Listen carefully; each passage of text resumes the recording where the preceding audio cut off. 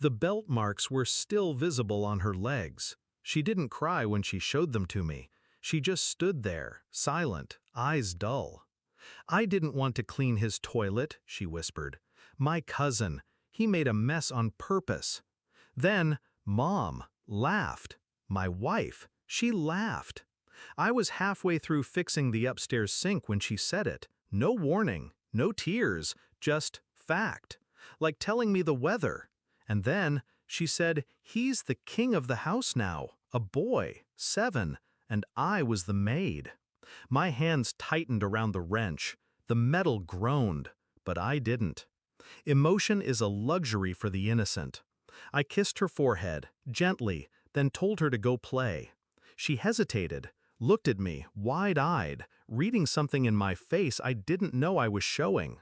She nodded. She didn't smile, neither did I. There was a time I thought love would hold the house together. Now, I see, it only hides the rot. I watched them from the doorway that night. My wife and her sister on the couch, wine glasses in hand, laughter echoing like knives across tile. The boy sat on the carpet, shoes still on, chips spilled under him. My daughter stood to the side, holding a broom, not playing, serving. And they joked about royalty. "Little king has his servants," her sister laughed. And my wife, she toasted to it. The betrayal didn't come with screaming. It didn't need to. It came with silence. With that soft, maternal smile she gave the boy. A smile she never gave my daughter.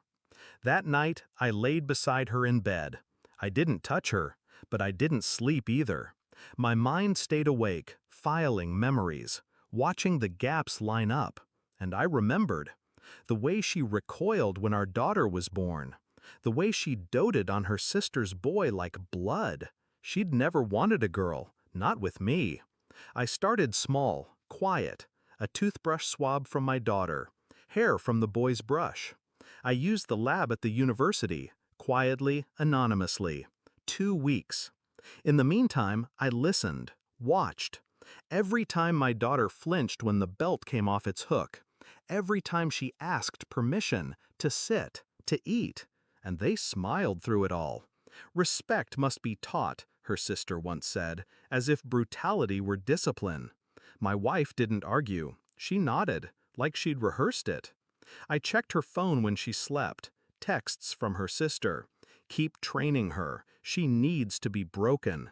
She's not his child. Remember that." His? Not mine? I read that line a dozen times. Each time something inside me went quiet. Not broken, just quiet. The results came on a Tuesday, sealed, clinical, cold. I read them at the kitchen table. My daughter was at school. The boy was watching cartoons. My wife was in the shower. The boy wasn't my blood. The girl was. I stared at the paper. Not in shock, no. That emotion had died weeks ago. Just calculation now. She had given birth to my daughter, and raised her like a burden, and spoiled her sister's bastard like royalty. She stepped out of the bathroom in a towel. I handed her the envelope. Didn't say a word. She opened it. Eyes flicked side to side, lips parted. Then, nothing. She looked at me, but I wasn't looking at her. I was already watching the boy. He looked back at me, and smiled. The first real smile in weeks. Enjoy the throne while it lasts. I slid the DNA reports across the table. They read in silence. Her sister paled. My wife froze. I turned to my daughter, kneeled, took her hand. "You're leaving with me tonight," I said. She looked up at me, tears forming, but no. I said it calm, final. This kingdom's burning. I took only what mattered, my daughter and the truth. They tried to call, apologize, explain, but I blocked every number, burned every bridge, and built no graves. I didn't need their remorse. I saw it all now, through glass. She never loved me, not really. She loved the image, the mask, the lie. I'd built a home for truth. She filled it with fiction, and when fiction rules, truth becomes the threat. They beat my daughter to teach her place. I taught them consequence. She doesn't flinch now. She laughs again. She's healing.